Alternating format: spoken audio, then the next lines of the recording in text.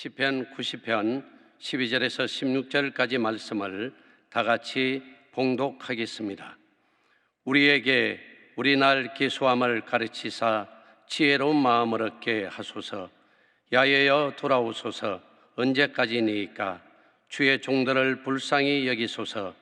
아침에 주의 인자하심이 우리를 만족하게 하사 우리를 일생 동안 즐겁고 기쁘게 하소서. 우리를 괴롭게 하신 날수대로와 우리가 할애를 당한 연수대로 우리를 기쁘게 하소서. 주께서 행하신 일을 주의 종들에게 나타내시며 주의 영광을 그들의 자손에게 나타내소서. 아멘. 오늘은 시편 90편 12절로 16절 말씀을 가지고 우리 날 계수함을 가르치소서 이 같은 제목으로 함께 말씀의 은혜를 나누기 원합니다. 제목을 한번 따라해 주시기 바랍니다. 우리 날 계수함을 가르치소서. 우리 날 계수함을 가르치소서.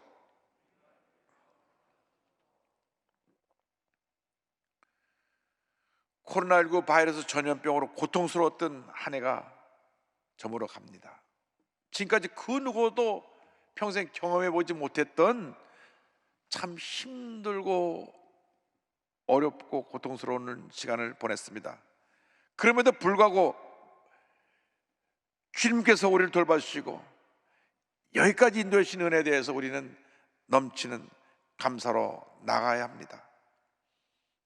무엇보다도 나 같은 죄인이 구원받아 하나님 자녀가 된 이 놀라운 사실에 대해서 한평생 우리는 주님 앞에 감사를 멈추지 아니해야 될 것입니다.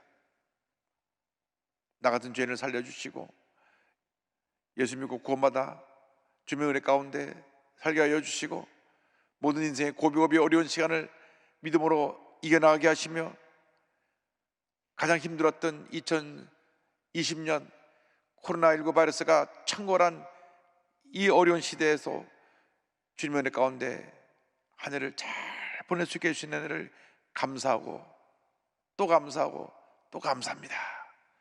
여튼 감사가 주 앞에 드려지게 되기를 주님의 이름으로 축원합니다.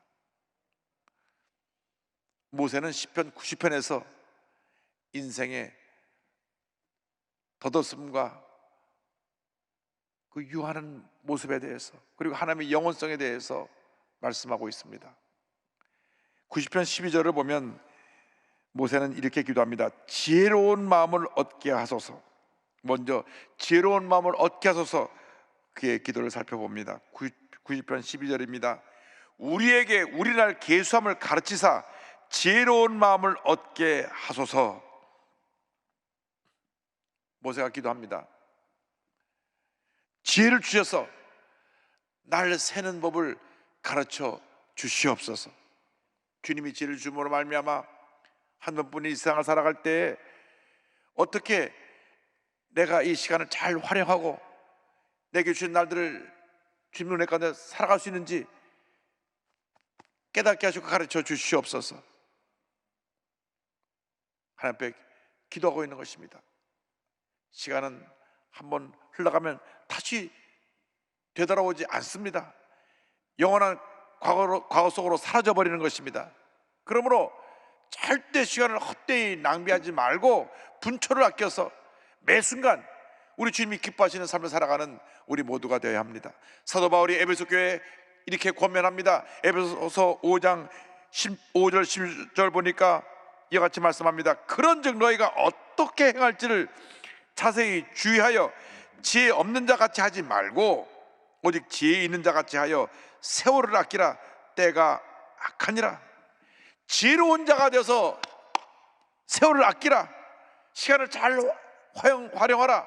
너에게 주신 그 기회를 잘 포착해서 주님의 뜻을 이뤄나가라고 말씀합니다. 무엇보다도 우리가 이 세상 살아가는 동안 제한된 시간 속에서 삶의 우선순위를 바로 해야 되는 것입니다.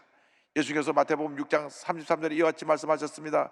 그런즉 너희는 먼저 그의 나라와 그의 의를 구하라. 그리하면 이 모든 것을 너에게 더하시리라. 우리에게 하루 24시간 1년 365일이라고 딱 정해준 제한된 시간 속에서 먼저 그의 나라와 그의 의를 구하면서 시간을 잘 활용해서 맡긴 사명을 감당하는 우리 모두가 되어야 하는 것입니다. 그래서 우리 일생이 사도 바울의 마지막 고백과 같이 되기를 간절히 소원합니다. 그가 순교당하기 전에 마지막으로 남긴 그 편지 디모데후서 4장 7절 8절에 이와 같이 말씀했습니다. 나의 선한 싸움을 싸우고 나의 달려갈 길을 마치고 믿음을 지켰으니 이제 후로는 나를 위하여 의의 면류관이 예비되었으므로 주 곧 의로우신 재판장이 그날에 내게 주실 것이며 내게만 아니라 주의 나타나심을 사모하는 모든 자에게도니라. 나는 선한 싸움을 싸우고 달려갈 길을 마치고 믿음을 지켰습니다. 이렇게 사도 바울과 같이 고백할 수 있게 되기를 바랍니다. 주님 앞에서 최선을 다하는 삶을 살아가는 여러분 모두가 되십시오. 믿음을 지키고 달려갈 길을 다 달려갈 때 주님께서 저 종착역에서 박수를 치시며 기다리고 계시다가 우리를 품에 안아주시고 잘하였도다 착하고 충성된 종아 칭찬해 주실 것입니다. 이렇게 우리가 믿음의 경주를 해나가십시다. 지나가는 과거의 모든 상처, 절망, 염려, 근심, 걱정은 다 떠내려보내고 우리 앞에 놓여진 축복의 내를 바라보며 믿음의 경주를 해나가는 여러분 되기를 주님의 이름으로 축원합니다. 시편 90편 13절에 모세가 이어서 이와 같이 기도합니다. 우리를 불쌍히 여기소서. 둘째로 우리를 불쌍히 여기소서. 이 기도를 함께 생각해 보기 원합니다. 90편 13절입니다. 야훼여 돌아오소서. 언제까지니까 주의 종들을 불쌍히 여기소서.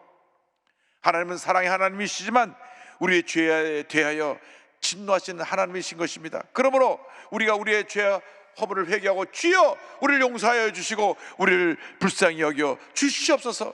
우리를 절망 가운데서 구원하여 주시옵소서. 회개의 기도로 주 앞에 나가는 우리 모두가 되어야 합니다. 시편 6편 4절입니다. 야훼여 돌아와 나의 영혼을 건지시며 주의 사랑으로 나를 구원하소서.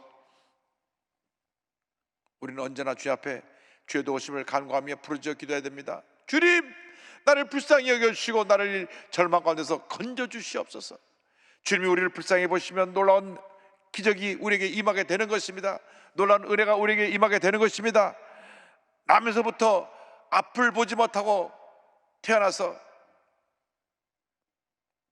구걸하며 살아야만 했던 시각장애인 바디메오라는 사람의 이야기가 성경에 나옵니다. 그는 날 때부터 보지 못했기 때문에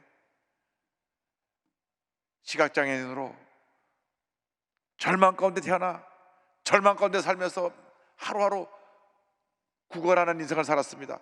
그런데 어느 날 사람들이 웅성거리는 소리가 들리더니 예수님이 지나간다는 그런 소리가 들려왔습니다. 그가 구걸하면서 들은 얘기로는 예수님이 모든 병을 고치시는 위대한 메시아라고 하는 이야기를 들었기 때문에 그 얘기를 듣고 바디메오가 부르짖어 예수님께 외쳤습니다. 마가복음 10장 47절입니다. 나사렛 예수시란 말을 듣고 소리질러 이르되 다윗의 자손 예수여 나를 불쌍히 여기소서 하거늘. 그가 간절히 부르짖어 외칩니다.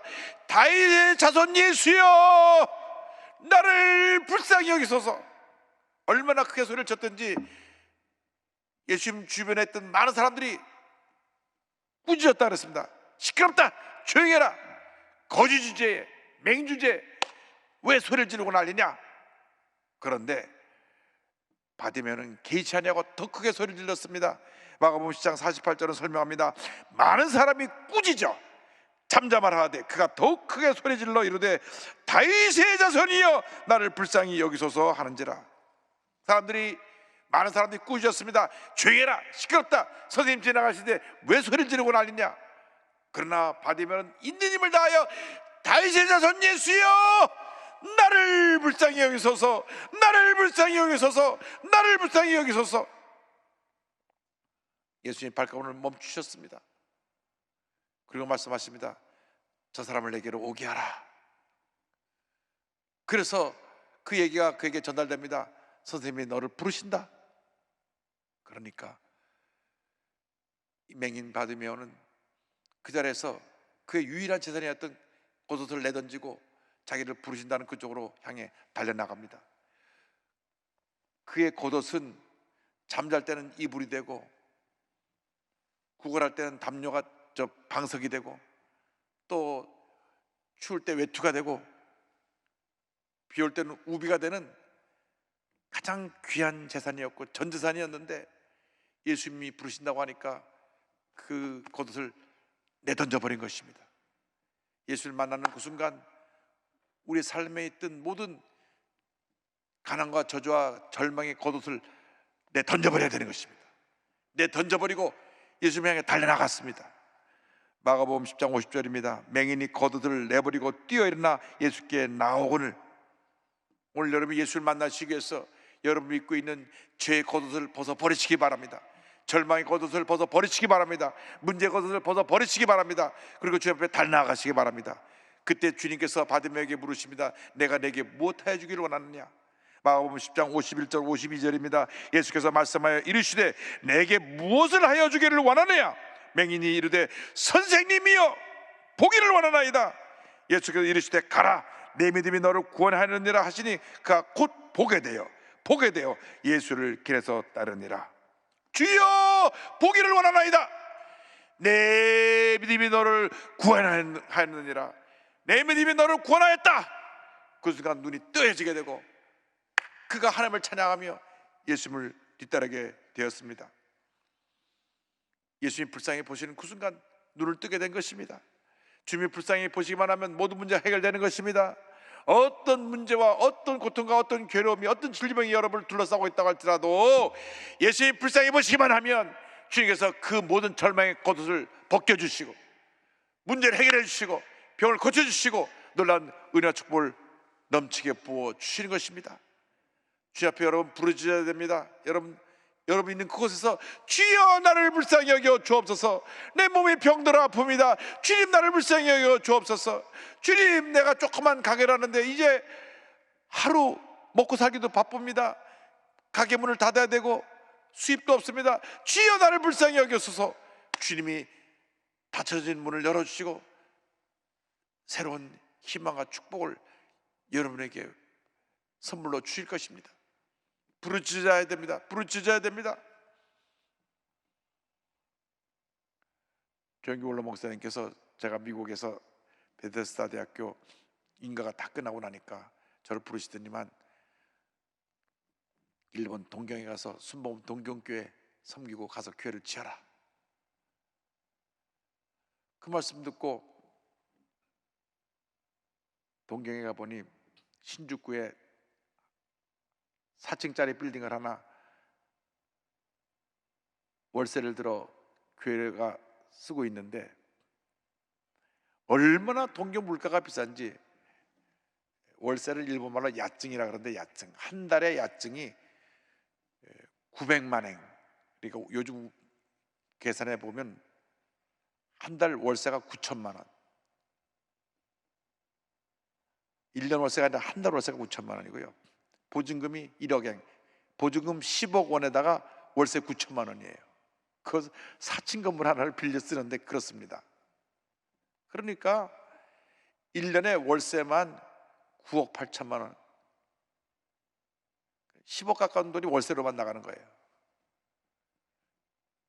그리고 동경교회에 그렇게 뭐 큰 부자들이 없었습니다. 다들 힘들게 살면서도 옥합을 깨뜨려 헌금한 분들이 그 교회를 이루어서 교회가 날마다 부흥했는데 교회를 지을 엄두가 나지 않았습니다.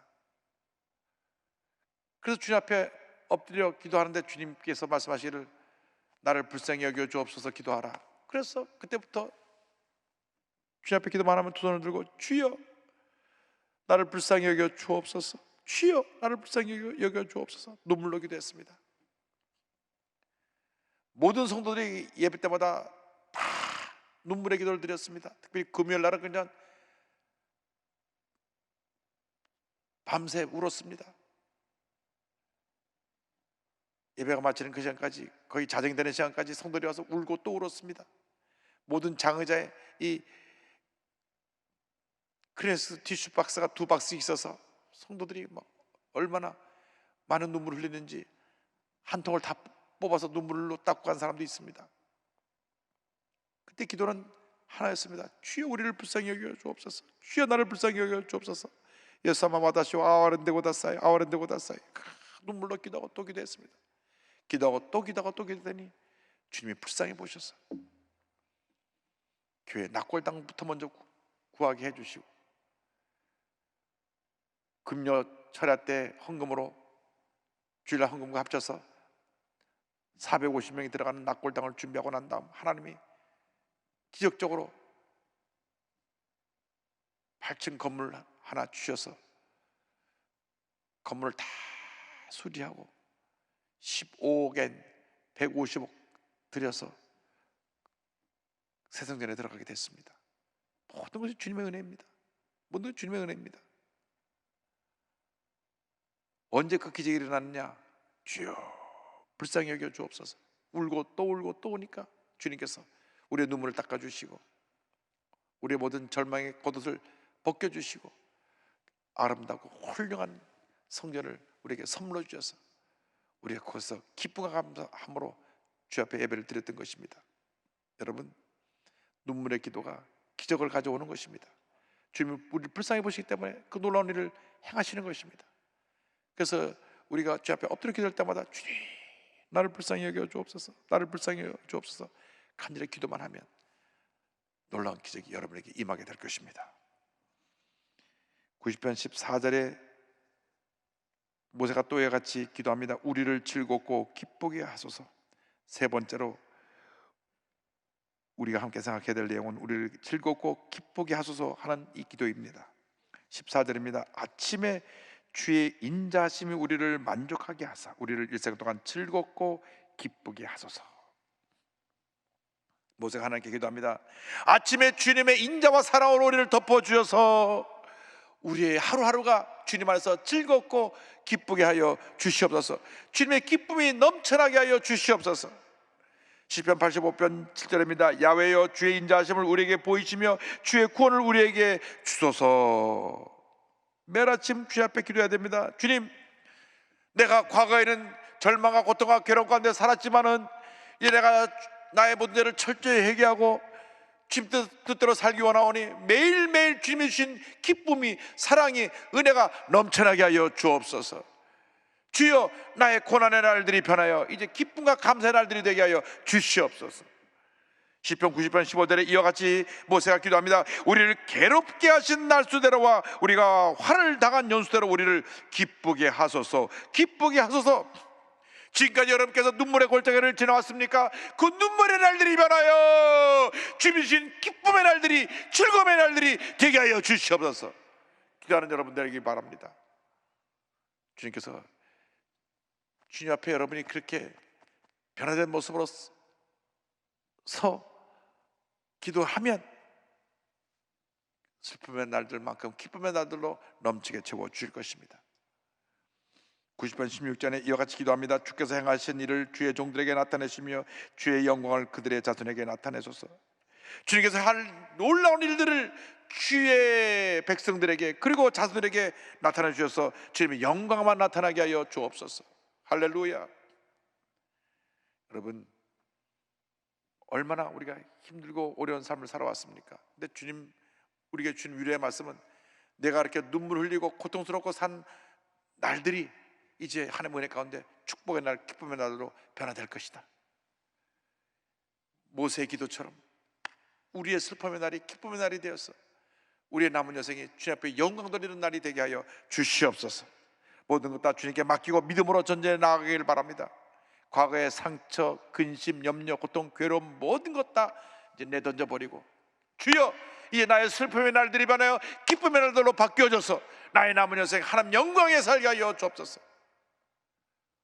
여러분 마음속에 이 어떤 삶의 전환점이 되는 그런 축복의 메시지가 되기를 바랍니다. 오늘이 그 축복의 날이 되길 바랍니다. 오늘 기점으로 나의 인생이 변하여 슬픔이 변하여 기쁨이 되고, 고통이 변하여 즐거움이 되고, 환난이 변하여 축복으로 바뀌는 그런 은혜가 임하게 하여 주시옵소서. 예수님 안에서 우리 삶이 변화되어질 때 그 같은 은혜가 축복이 임하는 것입니다. 온 세계에서 가장 많이 불려지는 찬송이 믿는 사람이나 믿지 않은 사람이나 그것이 바로 어메이징 그레이스, 나 같은 죄인 살리시님입니다. 이것은 존 뉴턴이라고 하는 한 노예선 선장이 회개하고 난 다음 자기의 자전적 고백인 그러한 시를 찬송으로 만든 것입니다. 존 뉴턴은 독실한 크리스찬인 어머니 밑에서 태어나 자랐는데 아버님은 배 선장이었습니다. 그런데 이 어머니가 6살 때 세상을 떠납니다. 그래서 이제 계모 밑에서 자라나는데 그 삶이 불행했던지 모릅니다. 왜냐하면 젊었을 때 굉장히 방탕한 삶을 살았고 벌써 20살 때부터 이미 노예 매매에 종사하기 시작하고 나서 그 다음에 노예선의 소유주의자 선장이 되어서 아프리카 가서 노예를 붙잡아다가 영국 시장에 파는 아주 포악한 사람이 되었습니다. 얼마나 남하고 거칠었는지 이 노예들을 짐승처럼 다뤘습니다. 이러한 뉴턴이 어느 날 아프리카에서 노예들을 붙잡아다가 영국으로 오는 길에 아틀란타 해를 지나가면서 큰 폭풍을 만나게 되는데 10하루 동안 폭풍과 싸워야 했습니다. 배가 하늘 높이 솟았다 떨어지고 막 뒤집히기 직전이고 막 이런 것이 10하루가 계속 되어졌을 때 이제 내가 이제 죽는구나. 여태까지 이런 큰 풍랑을 만난 적이 없는데, 그런데 10하루째 되는 1748년 5월 10일 그때 신앙심이 없던 그가 어머니의 기도가 생각났습니다. 늘 자기를 기도해준 어머니의 기도가 생각나서 무릎 꿇고 기도합니다. 주님, 나에게 자비를 베풀어 주옵소서, 나를 긍휼히 여겨 주옵소서 하는데 갑자기 성령의 은혜가 임해가지고 그가 지가 지은 죄가 쫙 파노라마처럼 지나가면서 그가 주 앞에 통곡하며 회개 눈물을 흘리는데 울고 또 울고 또 옵니다. 기록을 보면 밖에 내리는 폭풍보다 안에서 흘리는 눈물이 더 많았다 할 정도로 그렇게 회개 눈물을 흘렸습니다. 그런데요, 놀랍게도 그 기도가 끝났을 때쯤 풍랑이 잠잠해졌습니다. 그 순간이 그의 삶의 전환점, 터닝 포인트가 된 것입니다. 그는 노예선 선장으로서의 그 일을 접고 주의 종의 길을 가서 목사가 되었습니다. 목사가 될 때도 그 과거가 너무 험하고 거칠었던 인생이었기 때문에 목사 임직을 거절해서 다른 곳에 가서 목사 임직을 받아야만 했던 그런 기록이 있습니다. 그러나 그가 목사 된 이후 노예 폐지 운동에 앞장서고 아주 큰 영향을 끼친 그러한 인물이 됐습니다. 82세를 사는 동안 하나님에 감격하며 살았습니다. 한때 하나님을 잃어버린 자였으나 놀라운 정으로 하나님의 사람이 되었던 그는 생애 말년 2, 3년 동안 시력을 상실한 채 그가 인생을 마무리하게 되었는데, 그는 쇠약한 몸으로 친구들에게 이와 같이 고백했습니다. 나의 기억은 점점 사라져 갑니다. 그러나 두 가지만은 기억합니다. 하나는 내가 엄청난 죄인이었다는 것이고, 다른 하나는 그리스도는 위대한 구세주라는 것입니다. 1807년 12월 21일 런던에서 그는 하나님의 품에 안겼습니다. 노예선의 키를 잡고 하나님의 품을 떠났던 그가 구원의 방주에 몸을 싣고 말씀의 키를 잡은 채 하나님의 집으로 돌아간 것입니다. 그의 자전적인 시가 찬송이 되었습니다. 나 같은 죄인 살리신 주 은혜 놀라워 잃었던 생명 찾았고 광명을 얻었네. 큰 죄악에서 건지신 주 은혜 고마워.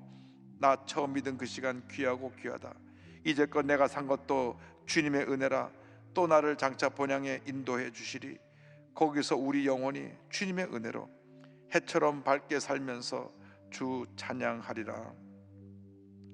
나 같은 죄인 살리신 주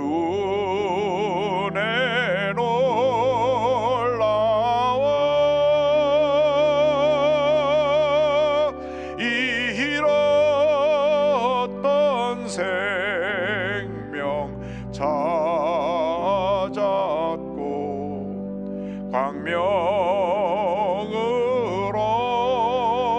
얻었네. 큰 죄악에서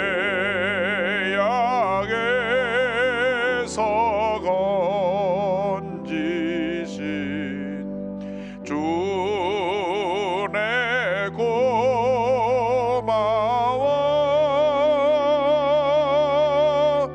나 처음 믿은 그 시간 귀하고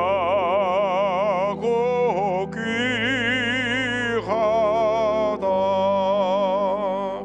이제껏 내가 산 것도 주님의 은혜라. 또 나를 장차 본 향해 인도해 주시리. 거기서 우리 영원히 주님의 은혜로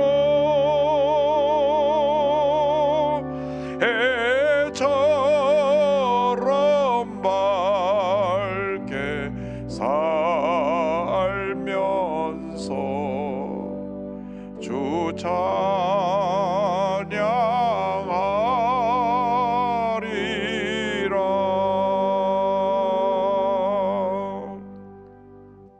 이 찬송의 고백처럼 여러분의 남은 여생이 주님 안에서 복되고 귀한 삶이 되어서 장차 주님 앞에 설 때 잘하고 충성된 종아, 착하고 충성된 종아 잘하였도다 칭찬받는 여러분 모두 되기를 주님의 이름으로 축원합니다. 기도하겠습니다. 사랑과 은혜와 자비가 몰아신 하나님 아버지, 한 번뿐인 인생 예수 잘 믿고 하나님 영광에 살다가 주 앞에 섰을 때 잘하였도다 착하고 충성된 종아 칭찬받는 저희 모두가 되게 하여 주시옵소서. 우리 삶의 전환점이 되어서 예수를 믿은 그 순간부터 남은 삶이 오직 주님의 영광을 위한 삶으로 바뀌어지게 하여 주시고, 더 이상 과거에 붙잡혀서 절망 가운데 살지 말게 하시고 변화된 모습, 새로워진 모습으로 주님 영광에 살아가는 저희 모두 되도록 은혜 내려 주옵소서. 예수님의 이름으로 기도 올리옵나이다. 아멘.